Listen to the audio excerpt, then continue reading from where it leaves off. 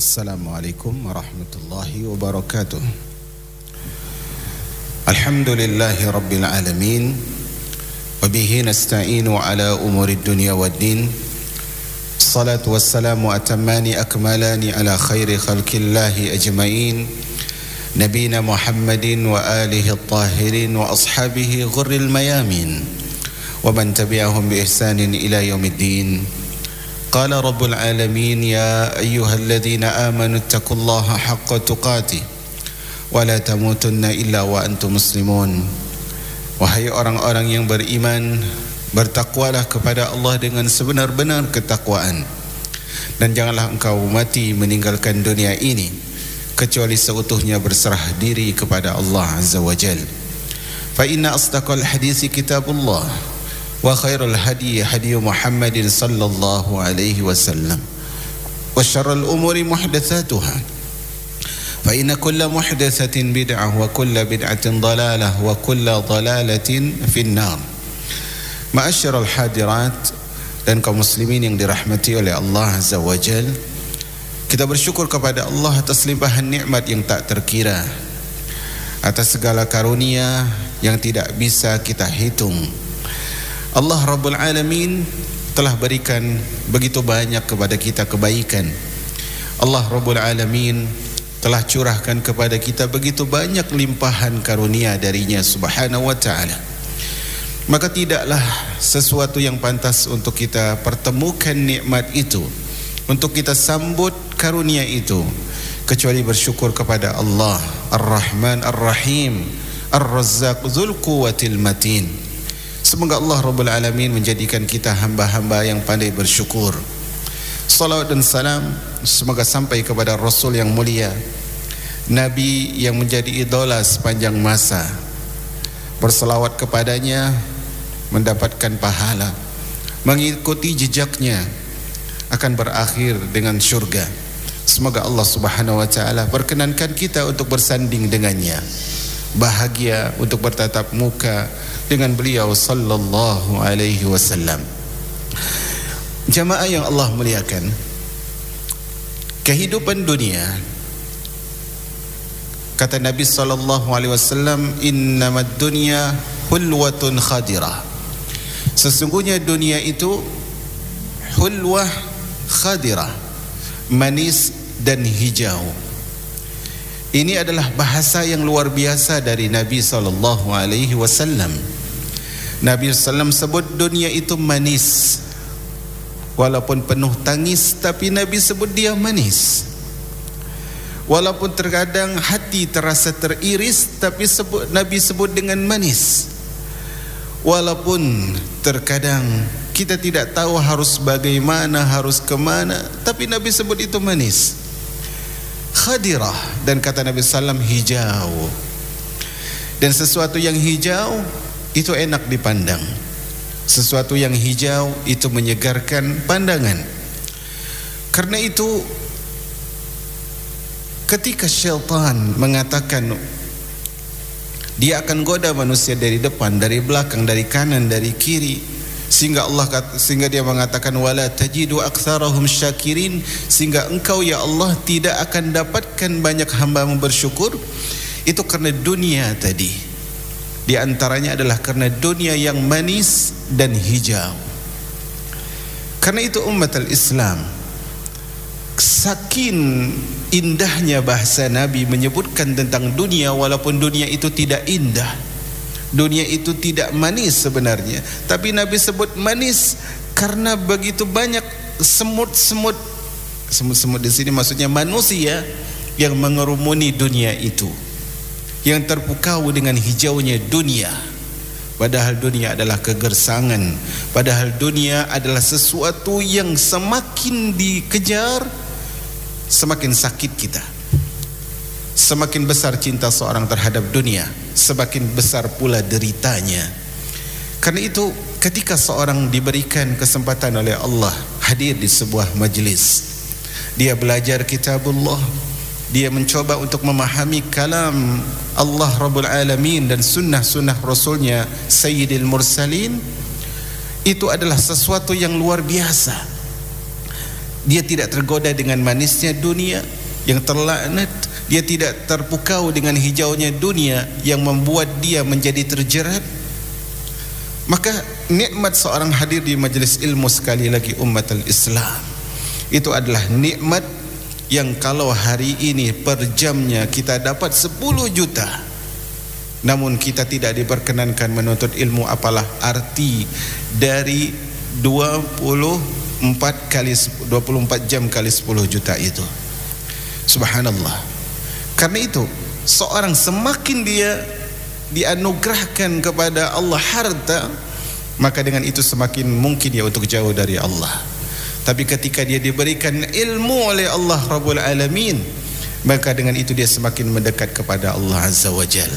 Karena itu umatul Islam, kalaulah kita punya pekerjaan yang pekerjaan itu menghalangi kita dari ilmu, berusahalah untuk cari jalan mencari pekerjaan yang bisa menghadirkan kita ke majelis ilmu. Kalau sebuah pekerjaan, kalau pelanggan yang banyak sehingga menghalangi kita dari banyaknya dari terhalang hadir di majelis ilmu, maka tutuplah saat itu, karena yakinlah bahwasanya Allah memberikan rezeki kepada kita untuk mendekat kepadanya subhanahu wa ta'ala, bukan untuk menjauh darinya subhanahu wa ta'ala. Ini sedikit motivasi sebagaimana kita sampaikan di setiap majelis kita. Semoga kita tidak jemu hadir di majelis ilmu. Hari ini kembali kita membacakan kitab Fawaidul Fawaid, yang asalnya adalah kitab Al-Fawaid yang ditulis oleh Al-Imam Ibnul Qayyim rahimahullahu ta'ala. Hari ini kita masuk pembahasan ke-10 dari pembahasan Fawaidul Fawaid dalam pasal tauhidnya. Pembahasan 10 adalah tentang hak ubudiyah dan tingkatannya. Hak ubudiyah, ubudiyah itu peribadatan atau peribadatan, na'am. Ubudiyah itu peribadatan, hak ubudiyah dan tingkatannya. Maka kita harus tahu bahwasanya ubudiyah, peribadatan kepada Allah itu harus ada hak yang kita tunaikan. Bagaimana seorang itu bisa dikatakan dia menunaikan ibadah? Maka disitulah nanti kita akan disampaikan, diajarkan oleh Al-Imam Ibnul Qayyim rahimahullahu ta'ala. Dan manusia tidak satu tingkat. Manusia dalam melakukan ubudiyah tidak satu tingkat, sebagaimana ubudiyah itu sendiri tidak satu tingkat. Maka di sini semoga Allah berikan pemahaman kepada kita untuk memahami apa yang disampaikan oleh Al-Imam Ibnul Qayyim rahimahullahu ta'ala. Beliau sebutkan Allah menurunkan perintah kepada hamba-hambanya, menetapkan takdirnya bagi mereka dan menganugerahkan nikmatnya untuk mereka. Seorang hamba tidak akan lepas dari 3 hal tersebut. Perhatikan hidup kita, hidup manusia, siapapun dia, ketika dia hidup di dunia, maka dia tidak mungkin terlepas dari 3 ketentuan Allah Azza wa Jal. Yang pertama adalah ketika dia terlahir, kemudian sebagai manusia, maka berarti dia sedang berhadapan dengan sebuah ketentuan taklif. Dia mendapat beban syariat oleh Allah Azza wa Jal. Tidaklah seorang hamba yang hidup di dunia kecuali dia akan diperintah untuk mengerjakan sesuatu dan diperintah untuk meninggalkan sesuatu. Itu yang pertama. Jadi Allah Subhanahu wa taala mengatakan, ayahsabul insanu ayyutraka suda. Apakah manusia mengira bahwasanya kami menciptakan mereka kemudian dibiarkan begitu saja? Iya wallah. Apakah ada seorang ibu atau seorang wanita, dia masak, kemudian ditanya untuk apa masak? Dia jawab untuk dibiarkan saja. Tidak demikian. Ketika kita memasak makanan, membuat rumah, orang membuat rumah, untuk apa Anda buat rumah? Dibiarkan saja. Tidak mungkin. Apalagi Allah menciptakan manusia, yang Allah berikan, yang Allah sebutkan penciptaan manusia, laqad khalaqnal insana fi ahsani taqwim. Kami telah ciptakan manusia dengan sebaik-baik rupa, sesempurna fisiknya. kemudian Allah biarkan tanpa perintah dan larangan? Tidak mungkin. Pertama yang harus kita ketahui bahwasanya kita ada di dunia ini, kita pasti diperintah oleh Allah Azza wa Jal. Diperintahkan untuk mengerjakan perintah dan diperintahkan untuk menjauhi larangan Allah Azza wa Jal. Ini pertama. Yang kedua yang pasti kita alami dalam kehidupan ini adalah bahwasanya Allah berikan kepada kita anugerahnya. Allah berikan kepada kita nikmatnya subhanahu wa ta'ala. Karena Allah subhanahu wa ta'ala di antara sifatnya apa? Al-adil. Allah maha adil. Allah di antara sifatnya memiliki keadilan. Di antara keadilan Allah apa? Allah suruh, Allah berikan wasilah. Allah memerintahkan, Allah berikan nikmat. Terkadang ada orang nyuruh, tolong berikan ini. Ditanya uangnya mana? Pakai uangmu dulu. Subhanallah. Allah tidak. Allah mengatakan, makanya kita sering sebutkan dalam surah Az-Zariyat, begitu kalau kita perhatikan surah Az-Zariyat ini ayat 56 sampai 58 kurang lebih, itu kita akan dapatkan tidak sepantasnya seorang mukmin yang dekat kepada Allah kemudian dia takut rezekinya kurang, tidak pantas. Karena itu teruslah hadir di majelis ilmu biar kita rajin, biar kita yakin kepada Allah Azza wa Jalla. Allah katakan, "Wa ma khalaqatul jinna wal insa illa liya'budun." Aku tidak ciptakan jin manusia kecuali untuk ibadah. Ma uridu minhum mir rizqi wa ma uridu an yut'imun. Aku tidak minta rezeki dari mereka. Aku tidak minta makan dari mereka. Apa kata Allah? Innallaha huwar razzaq dzul quwwatil matin. Allah yang beri rezeki, Allah yang maha kokoh. Perhatikan, Allah suruh ibadah, kemudian apa kata Allah? Allah beri rezeki. Subhanallah. Allah suruh ibadah, Allah berikan rezeki. Kemudian ada orang cari rezeki mengabaikan ibadah. Ini ibarat apa? Pak, saya mau gaji aja tapi nggak mau kerja. Subhanallah. Ingat, Allah berikan kepada kita nikmat. Allah anugerahkan kepada kita limpahan nikmatnya yang begitu banyak. Maka hal ini harus kita tahu. Kalau kita tahu Allah berikan nikmat, kita pasti tahu nikmat ini pasti ada konsekuensinya.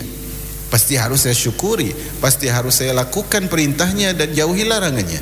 Itu yang kedua, Allah turunkan nikmat.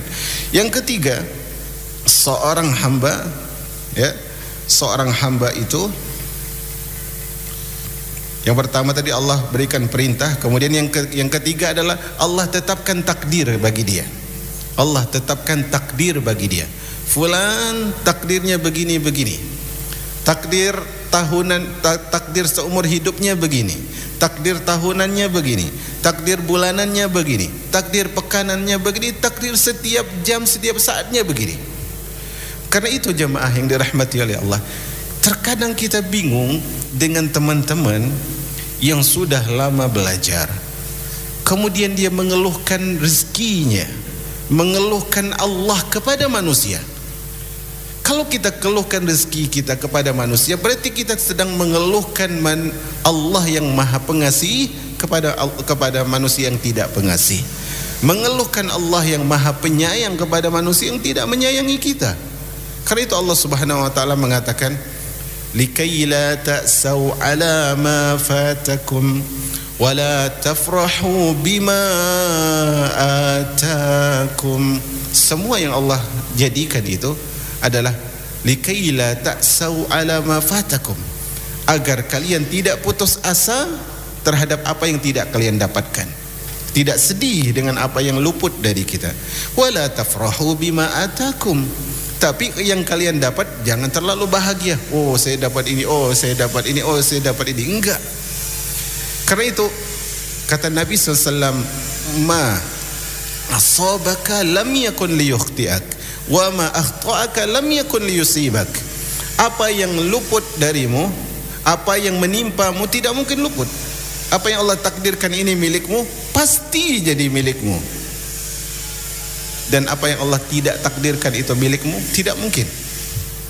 Karena itu dalam medan misalnya bazar lah, coba kita lihat bazar misalnya, Orang jualan di bazar, dia sama jualannya. Ini misalnya jual apa? Cilok aja lah ya, cilok aja ya. Sekarang banyak yang jual cilok misalnya. Cilok atau bakso lah. Menunya sama. Tapi yang ini laris, yang ini pulang belum ada pelanggan. Yang ini nasi padang, yang ini nasi padang. Yang ini laku, yang ini sepi. Yang ini sate Madura, yang ini sate Madura. Yang ini ramai, yang ini rugi.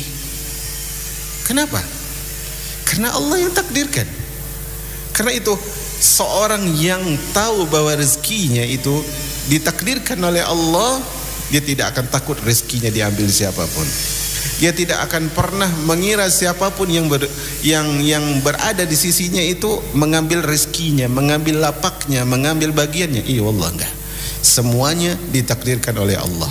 Maka kita harus ingat bahwasanya 3 hal ini pasti kita lalui. Pertama, Allah pasti memerintah kita. Kedua, Allah telah tetapkan takdir. Yang ketiga tadi adalah Allah menurunkan nikmatnya kepada kita. Kemudian kata Al-Imam Ibnul Qayyim, dan takdir Allah itu ada 2 macam.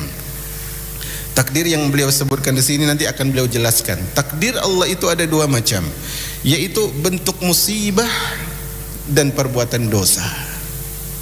Ini manusia itu difitrahkan tertimpa 2 perkara. Dia pasti tertimpa dosa, dan dia pasti berbuat dosa, dan dia pasti tertimpa musibah. Ya, dia pasti tertimpa musibah. Ini kita harus ingat. Takdir seorang hamba itu ada 2. Pertama, musibah pasti menimpanya. Kedua, dia pasti berbuat dosa. Yang ini nanti yang akan dijelaskan oleh Al-Imam Ibnul Qayyim rahimahullahu azza wa jal. Jamaah yang Allah muliakan, musibah, Allah mengatakan di dalam surah Al-Ankabut, ahasiban nasu an yutraku an yaqulu amanna wa hum la yuftanun.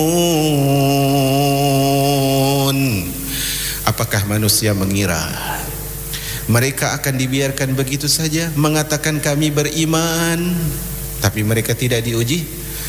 وَلَقَدْ فَتَنَّ الَّذِينَ مِنْ قَبْلِهِمْ فَلَيَعْلَمَنَّ اللَّهُ الَّذِينَ صَدَقُوا وَلَيَعْلَمَنَّ الْكَاذِبِينَ.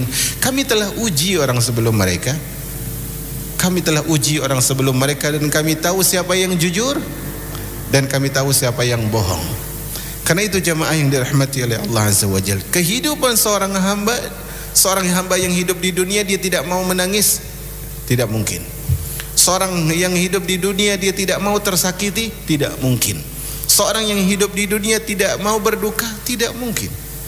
Karena itu jamaah yang dirahmati oleh Allah Azza wa Jalla, Allah mengatakan wala nabluwannakum bisyai'inal khawfi wal ju'i wa naqsim minal amwali wal anfusi was samarat.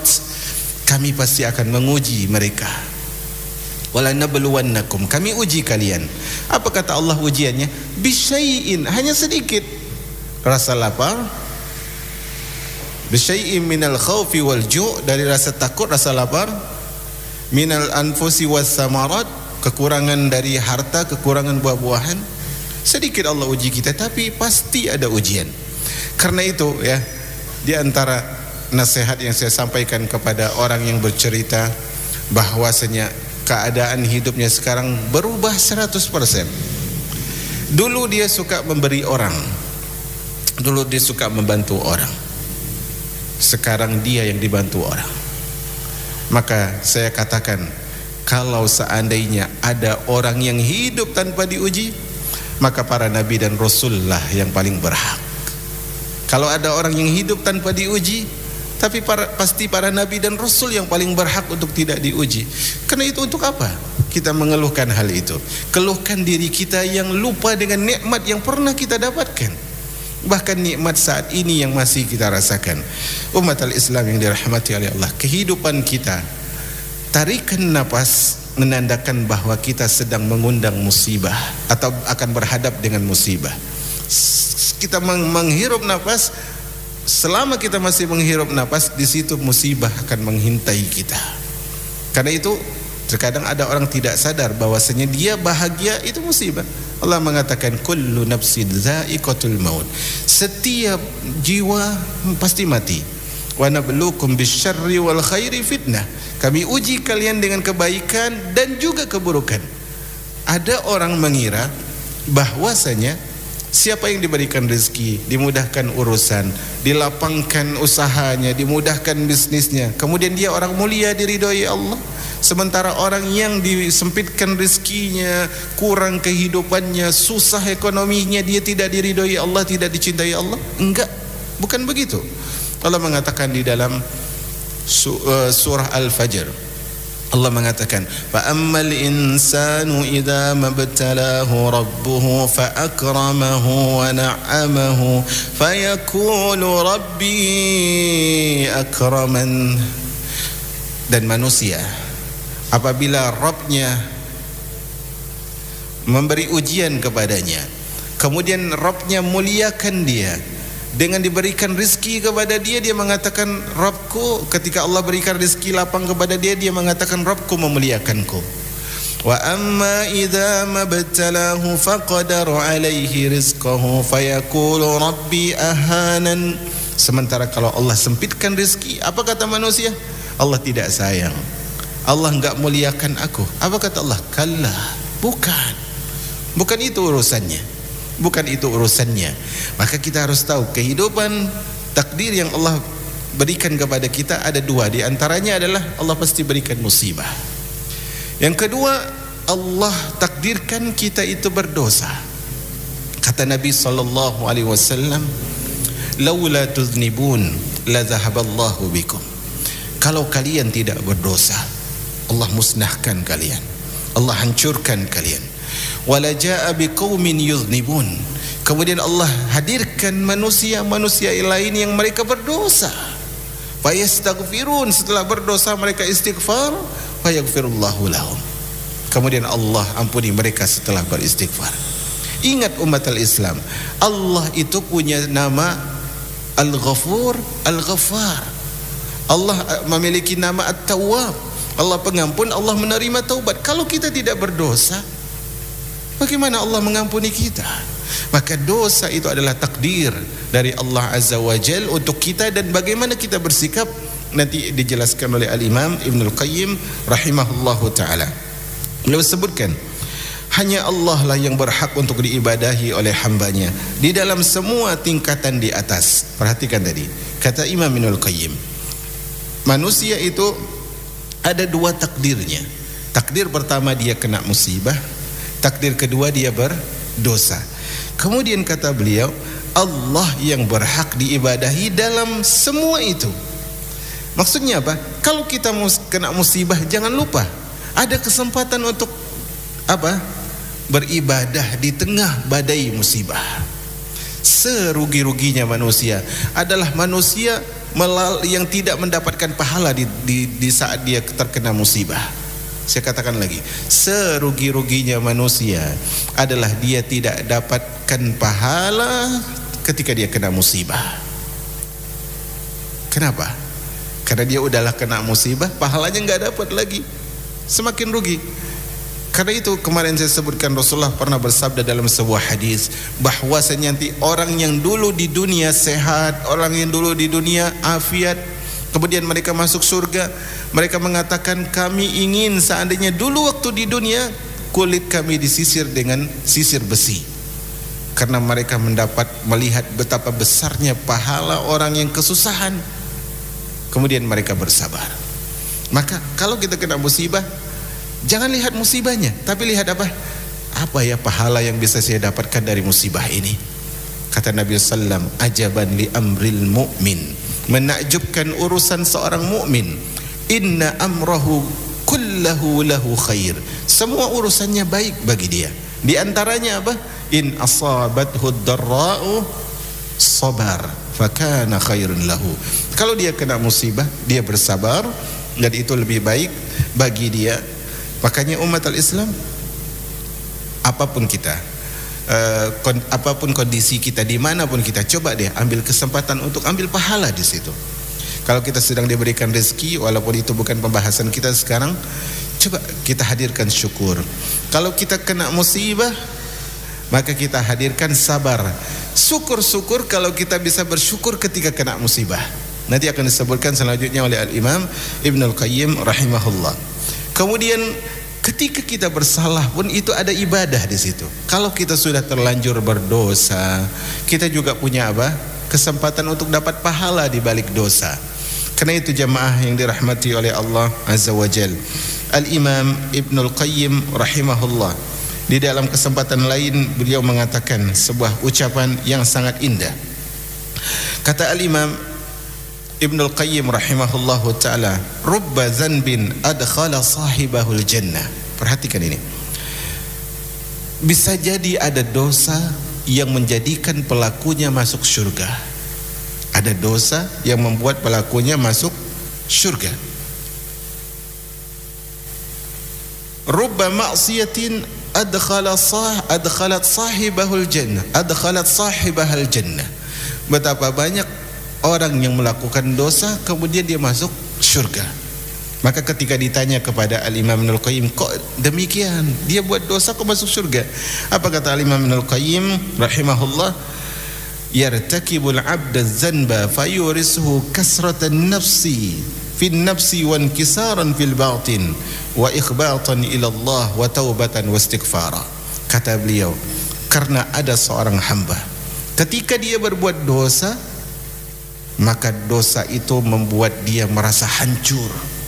Dosa tersebut membuat dia merasa menyesal, sehingga dosa tersebut membuat dia kembali dan dia istighfar kepada Allah.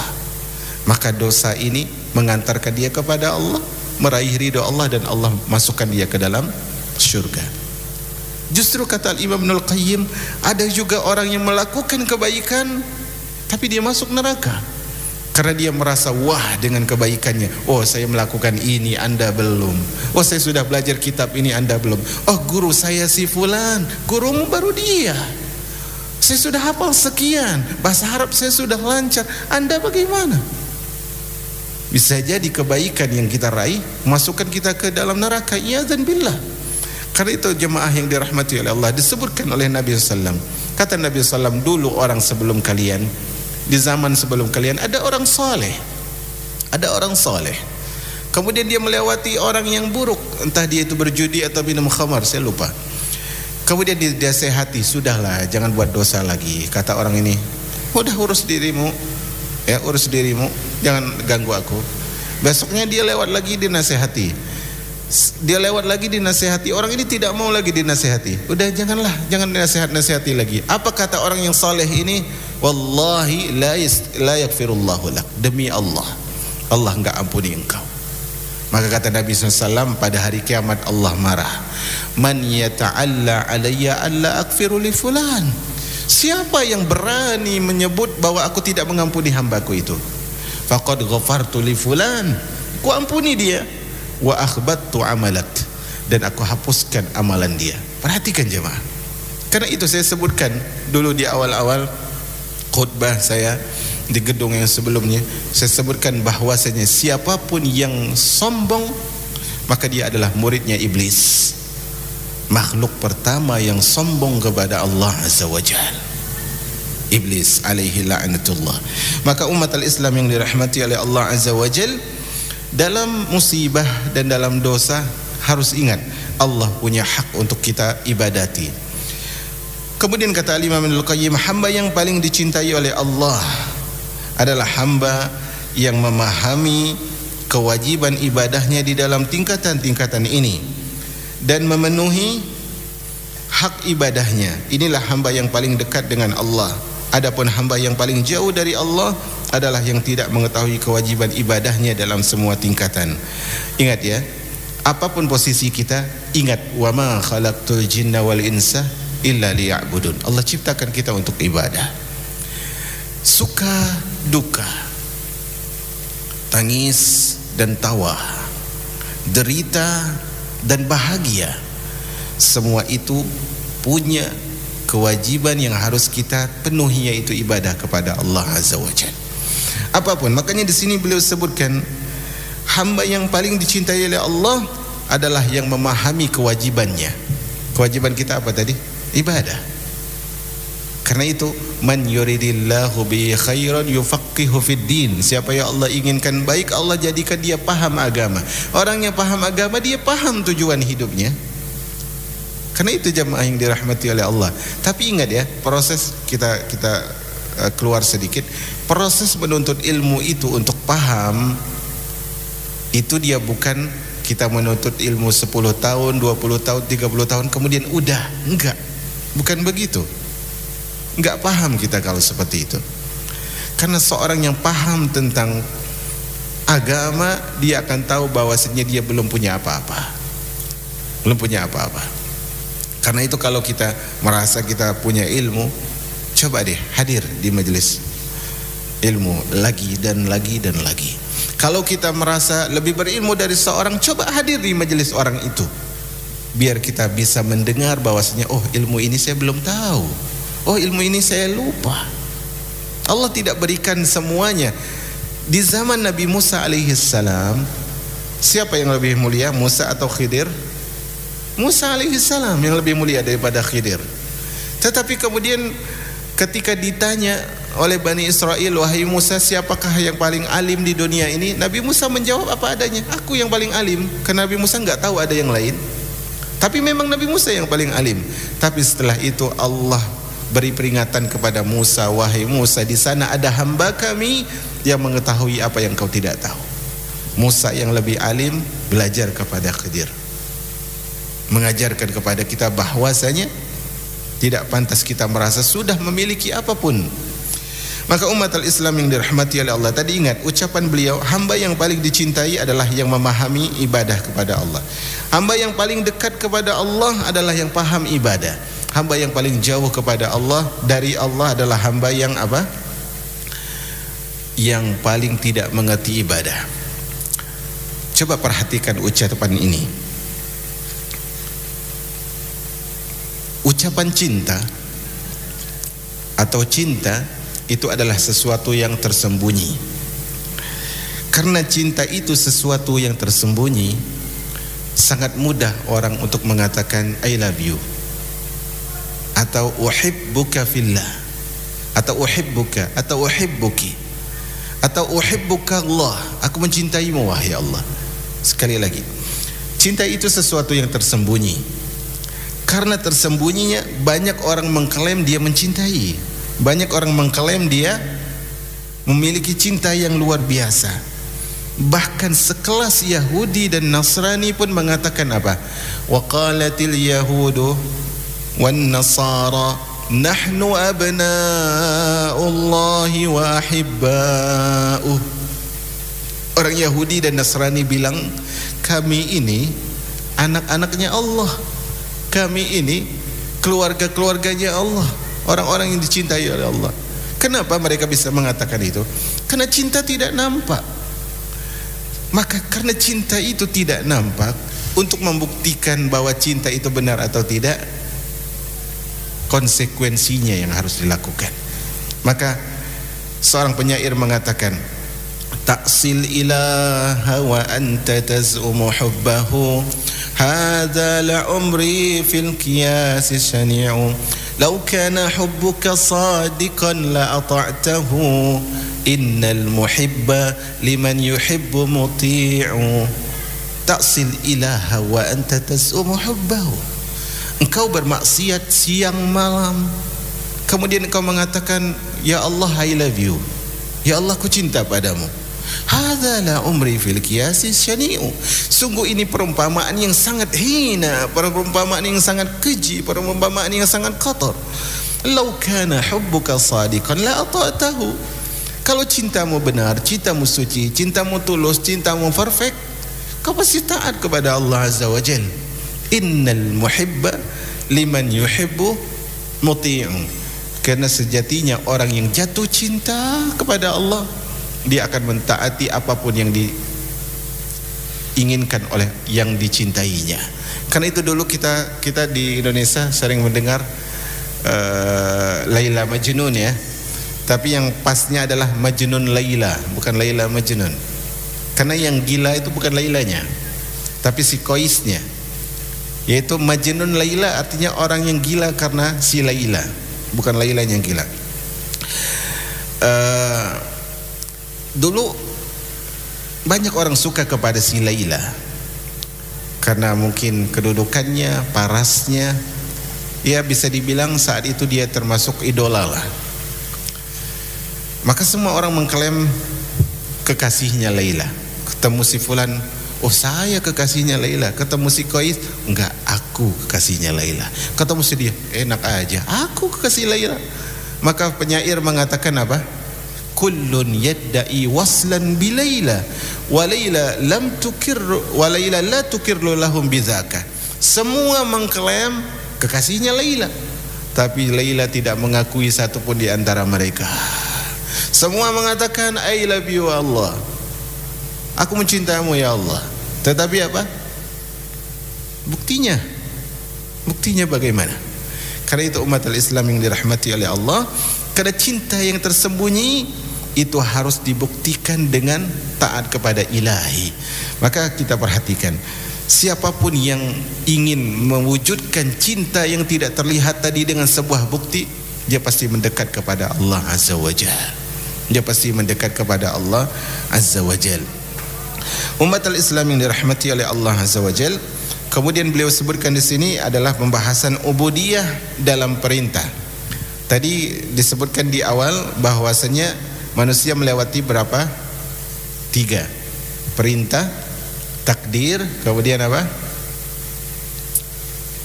Nikmat. Perintah, takdir, dan nikmat. Dia pasti diperintah, dia pasti berada dalam takdir, dan dia pasti diberi nikmat oleh Allah.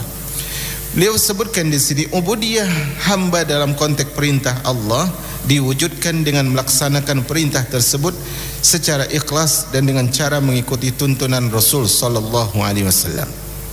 Jadi aplikasi pembuktian dari benar-benarnya kita itu berubudiyah, beribadah kepada Allah dalam perintah Allah adalah kita harus memenuhi 2 syarat. Jadikan perintah yang kita lakukan tersebut hanya semata-mata karena Allah Azza wa Jalla. Kata Allah Azza wa Jalla, Allah berfirman dalam hadis kursi, ana agna syuraka'u anasyirik. Aku tidak butuh sekutu apapun. Man amila amalan asyraka fihi ma'i ghairi taraktuhu wa syirkah. Siapa yang melakukan amalan kemudian dia berbuat syirik, dia riya, dia sum'ah, dia ingin dipuji, dia ingin dilihat orang, ingin didengar orang, aku tinggalkan dia dan orang yang dia persekutukan itu. Maka ini kita perhatikan umat Islam. Karena itu saya, kalau tidak salah saya pernah tulis sebuah kata, kenapa kita harus ikhlas? Kenapa kita harus ikhlas? Karena manusia tidak bisa membalas kita dengan sebaik-baiknya. Karena itu kita harus ikhlas. Manusia tidak pernah mengerti kita. Manusia sedekat apapun dia dengan kita, tidak pernah dia mengerti kita. Walaupun dia adalah orang yang mungkin makan satu piring dengan kita, satu atap dengan kita, orang yang susah senangnya bersama kita, tidak ada yang lebih paham tentang kita kecuali Allah Azza wa Jalla. Buktinya apa?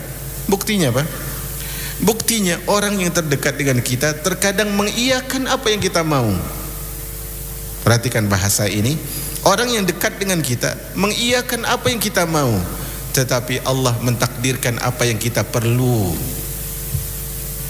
Karena yang kita mau belum tentu kita butuh. Orang yang berada di sisi kita, keluarga kita, kerabat kita, suami kita, istri kita, ataupun orang tua kita, kadang kita minta ini, iya, dipenuhi. Tetapi Allah, kita minta ini, Allah hadirkan yang lain. Karena itu umat al-Islam, pertama harus ikhlas.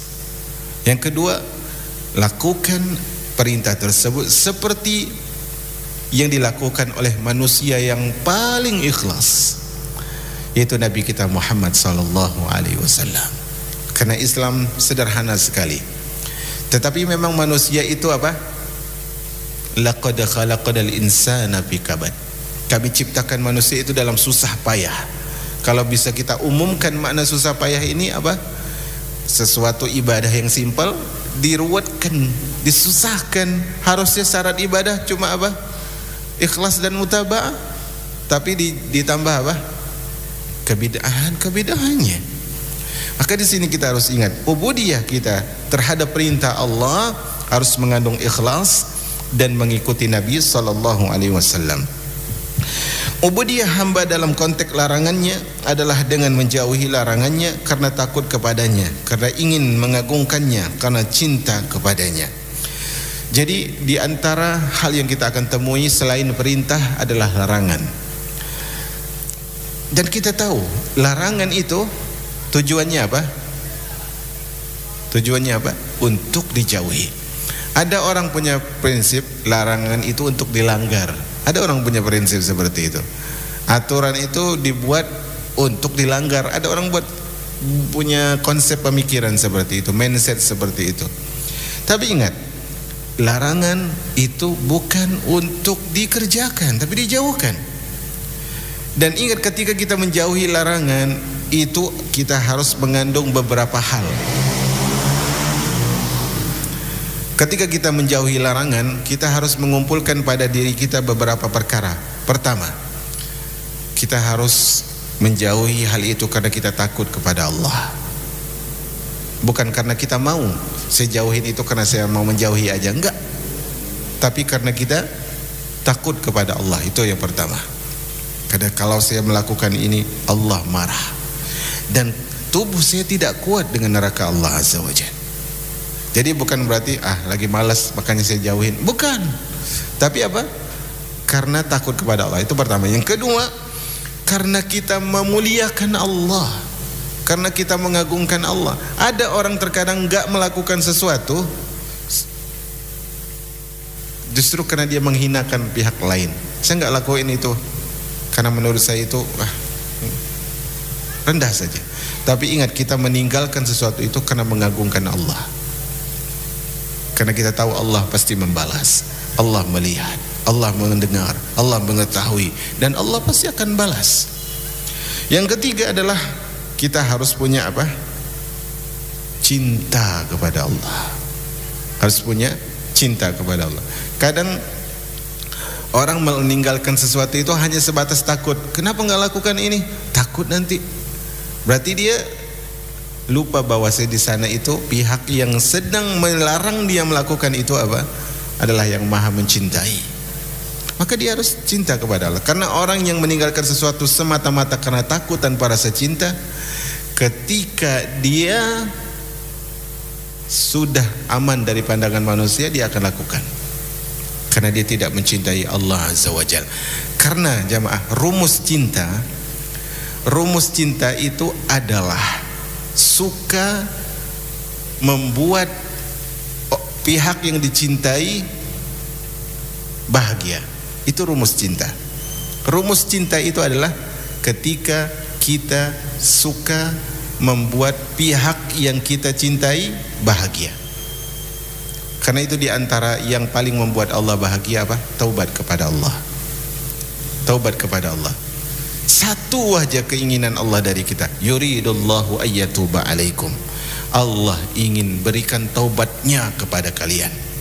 Tapi pasti ada alasannya. Taubat dulu baru Allah kasih. Ingat ya, itu rumus cinta. Rumus cinta adalah kita melakukan apapun atau berbuat sesuatu apapun atau membuat bahagia pihak yang kita cintai. Itulah rumus cinta yang sebenarnya. Karena itu udah tidak perlulah mendefinisi cinta itu dengan bunga, dengan apa? Dengan apa? Tiket ke Jepang, ngapain tiket ke Jepang ya? Kalau tiket ke Baitullah, oke, insyaallah itu tanda cinta. Tetapi coklat ngapain coba? Ngotorin gigi, ya, atau apa? Buat gigi ompong dan sebagainya. Atau buat sakit gigi, buat gigi yang sensitif. Maka cinta yang sebenarnya adalah, artinya cinta yang sebenarnya itu adalah tidak perlu kita mewujudkan sesuatu itu dalam bentuk benda, tapi wujudkan dalam bentuk perbuatan. Itu adalah sejatinya cinta. Kemudian ubudiyah dalam takdir. Ubudiyah hamba dalam konteks musibah yang ditakdirkan Allah atasnya adalah dengan cara bersabar menghadapinya. Lalu dia ridho terhadapnya. Ridho lebih tinggi tingkatannya daripada sabar. Kemudian bersyukur atas adanya musibah tersebut, dan bersyukur itu lebih tinggi tingkatannya daripada ridho. Tingkat terakhir ini hanya didapati oleh seorang hamba yang apabila hatinya benar telah mencintai Allah Azza wa Jalla. Tadi kita membahas tentang ubudiyah dalam perintah. Perintah itu ada dua, perintah melakukan perintah, yang kedua perintah menjauhi larangan. Sekarang adalah ubudiyah dalam takdir. Dan kita sebutkan tadi di antara takdir Allah adalah kita kena musibah. Bagaimana cara kita beribadah kepada Allah ketika kena musibah? Bersabar. Bersabar. Subhanallah. Allah tidak utus lagi nabi, Allah tidak utus lagi rasul. Hanya para nabi dan rasul yang pahalanya tanpa batas secara person-personnya. Tetapi di sana ada jalan lain yang menjadikan kita dapat pahala tanpa batas, yaitu bersabar. Allah mengatakan apa? Innama yuwaffas sabirina ajruhum bighairi hisab. Hanya orang yang sabar yang pahalanya tanpa batas. Karena itu dalam ibadah puasa apa pahalanya? Ibadah puasa apa pahalanya? Kalau kita mendengar hadis Ramadan, di antara ibadah puasa adalah yang disebutkan oleh Nabi SAW adalah Allah berfirman tentang orang yang berpuasa, semua amalan anak Adam itu untuknya. Artinya al-hasanatu bi asyri amsalihah, satu kebaikan dibalas 10. Illa shaum, kata Allah, kecuali puasa. Wa ana fa innahu li wa ana ajzi bihi. Puasa untukku, aku yang langsung balas. Allah enggak sebutkan angkanya, Allah enggak sebutkan bilangannya, berarti tanpa batas. Kenapa? Di balik puasa ada kesabaran. Karena itu jemaah yang dirahmati oleh Allah, saya selalu katakan, sering saya katakan bahwasanya sebenarnya kita itu masuk surga adalah bukan karena banyak ibadah kita, tapi karena banyaknya musibah yang Allah turunkan kepada kita, kemudian Allah berikan kita sabar. Sekali lagi coba perhatikan, kita masuk surga itu, kalau kita bisa akui ini diri kita sendiri, kalau Allah takdirkan kita masuk surga dan itu harapan kita, itu bukan karena kita banyak sholat, bukan karena kita banyak infak dan sedekah, bukan karena kita haji dan umrah berulang kali, bukan. Tapi karena musibah yang bertubi-tubi, kemudian Allah jadikan kita orang yang sabar, dengan itu pahalanya banyak. Betapa banyak orang masuk surga itu karena musibah yang dia sabarkan di atasnya, daripada ibadah yang dia banyak tekuni. Subhanallah. Itulah, karena itu nanti tingkatan orang yang menghadapi musibah itu ada 3. Pertama, tingkatan orang terkena musibah adalah orang yang bersabar. Dan ini serendah-rendah tingkatan orang kena musibah. Artinya apa? Ya mau apa lagi? Harus sabar dong. Tidak ada jalan lagi untuk merubah, harus sabar. Tingkatan yang kedua adalah dia ridho. Ridho ini tingkatan di atas sabar. Kalau disabar tadi dia ya nggak bisa dirubah. Tapi kalau ridho, terkesan pasrah tadi ya. Kalau sabar begitu, terkesan pasrah. Kalau ridho dia mengatakan, ya saya harus sabar dan saya harus suka. Kenapa? Karena saya tahu Allah memutuskan yang terbaik buat saya. Akhirnya dia ridho. Ridho itu di atas sabar. Yang ketiga, tingkatan yang paling tinggi ketika kena musibah, dia bersyukur ketika kena musibah. Dia melihat, oh ini musibah, saya sabar. Oh ini Allah inginkan yang lebih baik, saya ridho. Oh ini di balik musibah ada pahala ini, tanpa batas. Akhirnya apa? Dia bersyukur, ya Allah terima kasih kau hadirkan musibah. Dengan musibah ini pahalaku ada. Dengan musibah ini aku kembali kepadamu. Dengan musibah ini aku tahu bahwasanya tidak ada yang lebih peduli daripada Engkau Subhanahu wa ta'ala. Sabar, ridha, syukur. Dan semoga kita meraih yang terbaik dari tingkatan ini. Tapi ingat, tingkatan bersyukur kena musibah itu bukan sembarang orang. Hanya orang yang mengenal Allah yang bisa mendapatkan itu. Contoh sederhananya, analogi sederhananya adalah begini. Kita tahu misalnya seorang istri, dia tahu suaminya ini sepanjang pernikahan mereka pasti memilih sesuatu yang terbaik buat keluarga. Sehingga ketika tiba-tiba terjadi sebuah kesulitan, mereka sudah punya rumah, mereka sudah punya mobil, mereka sudah punya usaha, tapi karena sesuatu keputusan yang harus dibuat, kata suaminya, mungkin kita ngontrak saja, rumah kita jual, kita ngontrak saja, mobil mungkin kita ganti motor saja, dan usahanya kayaknya kita uangkan saja. Istri yang selama puluhan tahun mengerti bahwa suami ini memutuskan pasti dengan kebaikan, dia akan mengatakan apa? Dia mengatakan, saya ikut. Itu sederhananya. Apapun keputusan, saya ikut. Begitulah seorang hamba. Selama ini Allah berikan dia nikmat ketika dia masih dalam janin, dalam perut ibunya sebagai sosok janin, kemudian dia dalam keadaan bayi balita, kemudian tumbuh, Allah berikan. Ketika kena musibah, dia yakin selama ini Allah telah putuskan yang terbaik buat saya, sehingga dia bersyukur. Karena itu pentingnya belajar itu di situ. Ingat, kenapa para ulama menjadi pewaris para nabi? Karena mereka bisa mendapatkan pahala dari sisi manapun, sebagaimana para nabi dan rasul, dengan ilmu yang diberikan Allah kepada mereka. Kemudian dia meyakini kebaikan pilihan Allah baginya, meyakini kebajikan Allah terhadapnya, mengetahui kelembutan Allah kepadanya, dan meyakini adanya kebaikan Allah di dalam musibah, meskipun pada dasarnya orang itu tidak menyukai musibah. Kalau ada orang yang bersyukur kena musibah, bukan berarti dia suka kena musibah, enggak. Misalnya ada orang yang qadarullah rumahnya kena gempa, ya zanbillah. Ketika kena gempa dia bilang, alhamdulillahi ala kulli hal, segala puji bagi Allah apapun keadaannya. Tiba-tiba tetangganya bilang, mau gempa lagi ya? Enggak, bukan gitu. Dia enggak suka musibah, tapi maksudnya adalah dia tahu bahwasanya di balik musibah ini Allah tidak biarkan dia sendiri. Enggak. Dia ingat dengan firman Allah, la yukallifullahu nafsan illa wus'aha. Allah enggak berikan musibah, tidak bebankan jiwa kecuali dengan kemampuan. Dan ingat itu jamaah, ingat. Allah mengatakan apa? Fa inna ma'al usri yusra. Inna ma'al usri yusra. Dalam setiap kesulitan ada dua kemudahan. Allah Subhanahu wa taala tidak mungkin mengabaikan. Maka di sini akhirnya dia bersyukur kepada Allah. Kalau seorang hamba mengerti hal itu, mungkin dia tidak perlu lagi untuk bersabar, dalam artian tidak perlu dia bertahan di dalam derajat sabar, tapi dia akan minimal ridho, kemudian apa? Bersyukur atas musibah yang Allah berikan.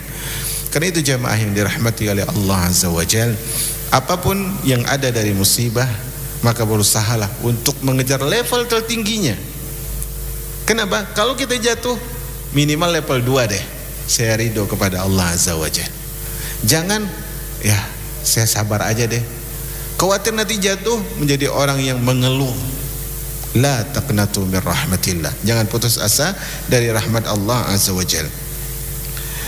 Ubudiyah hamba dalam konteks perbuatan dosa. Ya, tadi kan manusia kena musibah dan berdosa. Ubudiyah hamba dalam konteks berdosa yang ditakdirkan atasnya adalah dengan segera bertaubat dan melepas diri dari perbuatan dosa itu, seraya tunduk dan memohon ampunan dengan penuh penyesalan. Ingat, seorang hamba ditakdirkan berdosa, tapi ditakdirkan berdosa bukan sebuah alasan dia mengatakan, Allah kok yang takdirkan saya berdosa. Enggak. Allah memberikan kita kemampuan untuk memilih. Kita bisa memilih api atau memilih air. Kita bisa memilih makan ketika lapar, atau kita bisa memilih untuk tidak makan. Nah, ketika kita sudah terlanjur berdosa dengan naifnya diri kita, dengan lemahnya kita di hadapan jiwa dan syaitan, Maka ada ibadah di balik dosa tadi. Apa itu? Segera taubat. Bukan taubat saja, tapi segera bertaubat. Karena itu Allah Subhanahu wa taala mengatakan apa? Dalam masalah kembali kepada Allah, Allah katakan fafirru ilallah. Lari. Sekencang-kencangnya lari kepada Allah Azza wa Jalla. Lari kepada Allah. Allah mengatakan tentang orang-orang yang bertaubat. Allah mengatakan innallaha yuhibbut tawwabin wa yuhibbul mutatahhirin. Allah suka orang yang bertaubat, Allah suka orang yang mensucikan jiwanya. Ingat jamaah yang dirahmati oleh Allah, ingat, saya katakan lagi ucapan Ibnul Qayyim tadi, yaitu ada orang yang masuk ke dalam surga karena dosa. Karena apa? Karena dia bertaubat kepada Allah Azza wa Jalla. Dia meyakini bahwasanya hanya Allah yang dapat melepaskan dia dari dosa itu, dan hanya dia yang dapat menyelamatkan diri dari dampak dosa tersebut. Ini motivasi untuk segera bertaubat ya. Ada orang kalau melakukan dosa dia mengatakan nanti sajalah saya taubat. Atau ketika dia belum berdosa, misalnya dilarang, mas jangan lakukan itu, dia lakukan. Dia katakan gak apalah, kali ini saya lakukan, nanti saya taubat. Ingat, yang membuat kita bisa bertobat itu siapa? Allah Azza wa Jalla. Yang bisa membuat kita bertobat itu adalah Allah Azza wa Jalla. Dia juga meyakini bahwa jika perbuatan dosa itu terus dilakukannya, niscaya dosa itu akan menjauhkan dia dari Allah dan membuat dia terusir dari pintu-pintu Allah. Ingat jamaah, semakin dekat seorang hamba kepada Allah, semakin mudah urusannya. Karena satu-satunya pintu yang tidak pernah tertutup adalah pintu Allah Azza wa Jalla. La tas'alanna bunayya Adam hajatan. Wahai anakku sayang, jangan sering minta kepada manusia. Wasalil ladzi abwabuhu la tuhjabu. Mintalah kepada Allah yang pintu kasih sayangnya tidak pernah tertutup. Allahu yaqdabu in tarakta su'alahu. Manusia kalau engkau minta mereka marah. Wa bunayya Adam, Allahu yaqdabu in tarakta su'alahu wa bunayya Adam in tas'alu yaqdabu. Allah kalau engkau enggak minta, Allah marah. Kalau kita enggak doa nih, Allah marah. Tapi manusia kalau kita tengadahkan tangan kita, dia marah. Maka ingat, kalau seorang tahu bahwasanya dosa tersebut kalau dibiarkan akan membuat dia terusir dari Allah, ya, maka tidak mungkin dia betah untuk lama dari taubat kepada Allah Azza wa Jalla. Juga akan membuatnya terusir dari pintunya, sehingga dia menyadari bahwa dosa itu merupakan bahaya yang tidak dapat dihindari tanpa pertolongan Allah. Bahkan dia merasa bahwa bahaya yang ditimbulkan dosa tersebut lebih besar daripada bahaya yang menimpa badannya. Karena itu Al-Imam Ibnul Qayyim punya kitab Ad-Da'u wad-Dawa, atau Al-Jawabu Al-Kafi liman sa'ala 'anid dawa'is syafi. Di situ beliau sebutkan banyak sekali efek buruk dari dosa. Di antara efek buruk dari dosa apa?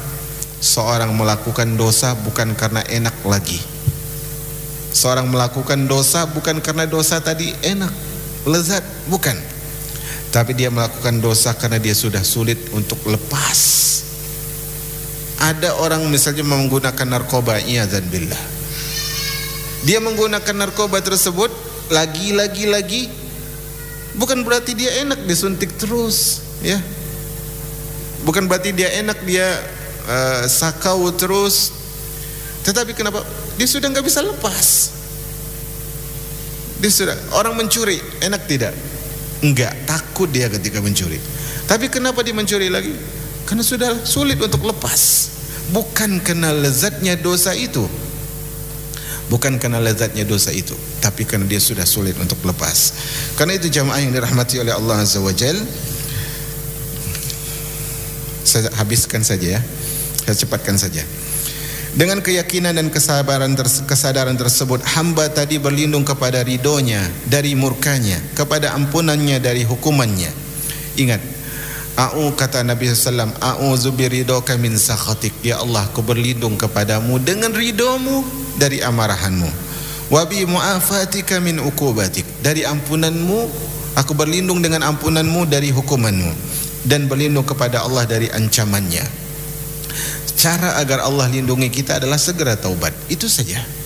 Allah Subhanahu wa taala bercerita tentang kenapa azab itu tidak turun. Kata Allah, "Wa ma kana Allahu mu'adzibahum wa anta fihim."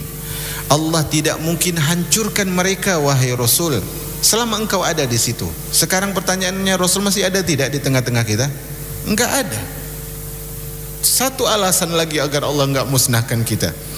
Wa ma kana Allahu mu'adzibahum wa hum yastaghfirun. Allah enggak mungkin siksa mereka selama mereka beristighfar. Karena itu sebaik-baik istighfar adalah sayyidul istighfar, yang nanti akan kita sebutkan apa itu sayyidul istighfar. Hamba ini tahu seandainya Allah sampai mengabaikan dirinya dan tidak mengacuhkan musibah yang menimpa dirinya, pasti dia akan memikul dosa yang lain serupa. Dosa yang serupa bahkan mungkin lebih buruk daripada dosa tersebut. Seorang hamba yang bertaubat itu dia harus tahu bahwasanya dia bisa bertaubat itu bukan karena dia banyak ilmu, bukan karena dia kuat, tidak. Dia bisa bertaubat itu karena Allah membimbing dia. Dia harus sadar kalau bukan karena Allah dia akan jatuh kepada dosa yang lain. Dia meyakini bahwa tidak ada jalan baginya untuk dapat melepaskan diri dari dosa dan kembali bertaubat kecuali dengan taufik dan pertolongan Allah. Iyyaka na'budu wa iyyaka nasta'in. Hamba tersebut tahu persis bahwasanya solusi masalahnya itu ada di tangan Allah, bukan di tangan hambanya. Perhatikan ucapan Ibnul Qayyim, dia tahu persis bahwa solusi masalahnya di tangan Allah Azza wa Jal, bukan di tangan hambanya. Solusi kita di tangan Allah, dan Allah tidak mungkin memberi kepada yang menjauh, tidak mungkin. Maka segeralah kembali kepada Allah Azza wa Jal. Manusia tidak mungkin memberi taufik bagi dirinya sendiri, apalagi mendatangkan keridhaan Rabbnya tanpa izin, kehendak dan pertolongannya. Karena itulah dia berlindung kepadanya, merendahkan dirinya, menghinakan dirinya, merasa miskin ketika berhadapan dengannya. Dia bersujud di hadapannya, berharap di balik pintunya, serta merendahkan dirinya dengan serendah-rendahnya. Ingat, kalau kita beristighfar kepada Allah, kembali kepada Allah, taubat kepada Allah, jadikan semua sisi kita itu hina. Kalau kita orang kaya, katakan ya Allah hamba ini miskin. Kalau kita kuat, katakan ya Allah hamba ini lemah. Kalau kita sedang merasa wah, katakan ya Allah hamba tidak punya apa-apa. Sayyidul istighfar, yang kata Nabi SAW, siapa yang membacanya di siang hari, kemudian dia wafat sebelum sore hari, Allah masukkan dia ke dalam surga. Kalau dia baca di malam hari sebelum pagi dia wafat, Allah masukkan dia ke dalam surga. Sayyidul istighfar, yang disebut oleh Nabi SAW, yang diajarkan oleh Nabi SAW. Nabi SAW mengajarkan kita sayyidul istighfar, istighfar terbaik. Kata Nabi SAW, Allahumma anta rabbi, la ilaha illa anta, khalaqtani wa ana abduk, wa ana ala ahdika wa wa'dika mastata'tu, a'udzubika min syarri ma sana'tu, wa abu'u laka bi ni'matika alayya wa abu'u bi dhanbi faghfirli fa innahu la yaghfiru dzunuba illa ant. Allahumma anta rabbi, ya Allah engkau Rabbku, la ilaha illa ant, tiada ilah yang pantas disembah kecuali engkau. Khalaqtani wa ana abduk, kau ciptakan aku adalah hambamu.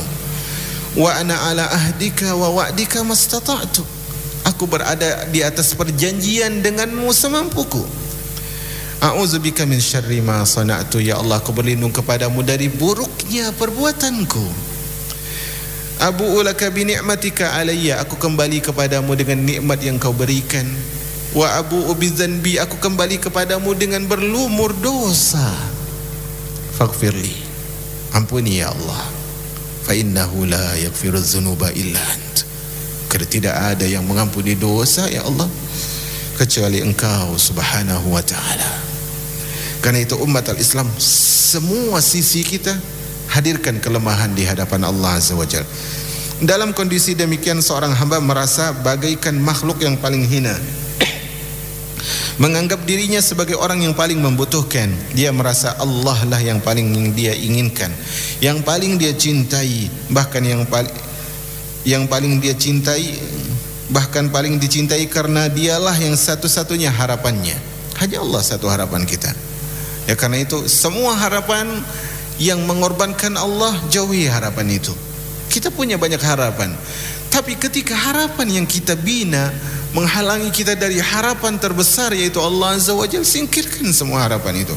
Kalau pekerjaan kita membuat kita lupa kepada Allah, lupakan pekerjaan itu, jauhkan pekerjaan itu, karena kita hanya butuh kepada Allah Azza wa Jalla. Dia sangat yakin bahwa tidak ada kebaikan dalam dirinya atau berasal dari dirinya, tapi semua hanyalah milik Allah. Wal khairu kulluhu lahu. Semua kebaikan bagi Allah.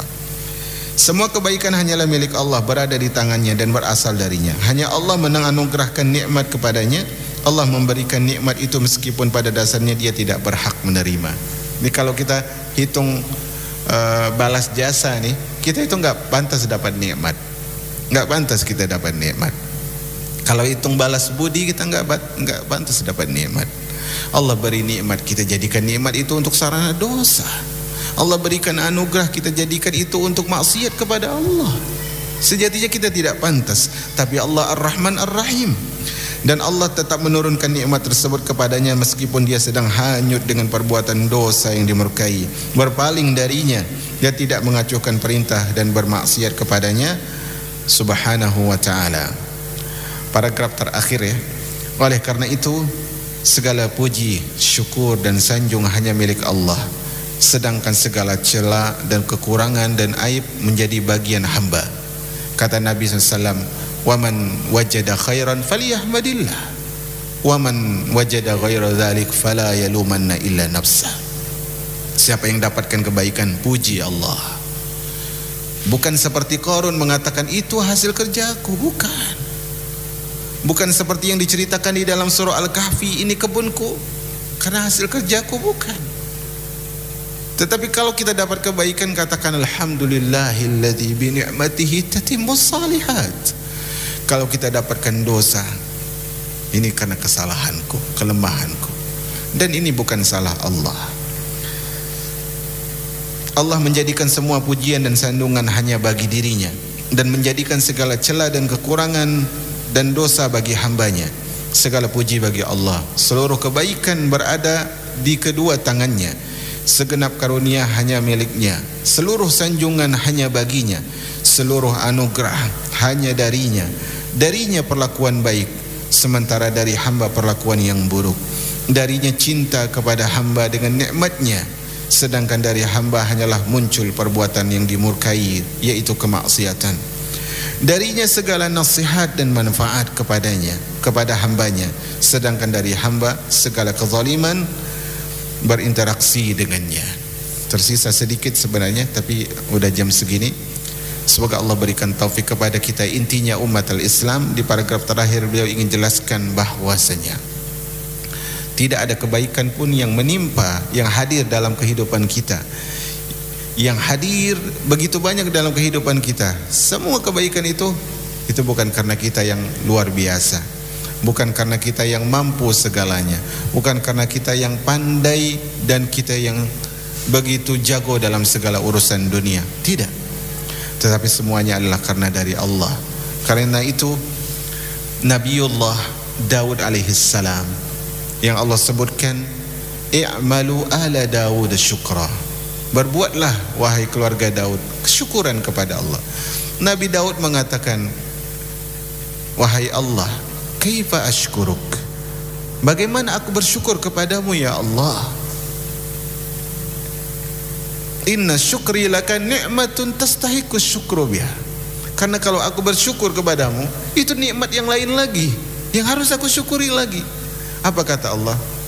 Itulah sekaranglah engkau baru bersyukur wahai Daud. Ketika engkau tahu bahwasanya ketidakmampuanmu bersyukur, itulah syukur terbaik. Kadang orang merasa, oh saya sudah keluarkan zakat, saya sudah bersyukur. Iya, enggak. Ketika kita merasa bahwa kita, ya Allah aku sudah lakukan apapun, tapi sepertinya aku tidak mampu bersyukur, itulah syukur yang terbaik.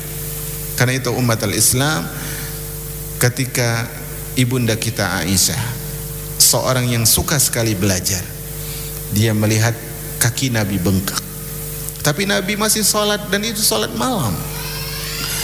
Kata Aisyah, wahai Rasulullah, dosamu telah diampuni, dosa yang telah lalu dan akan datang. Untuk apa engkau harus begitu letih, kakimu pecah seperti ini untuk sholat malam? Apa kata Rasulullah? Afala akunu abdan syakura. Tidak pantaskah aku menjadi hamba yang bersyukur kepada Allah Azza wa Jalla? Cinta sejati adalah cinta yang berbalut syukur terhadap nikmat Allah Azza wa Jalla.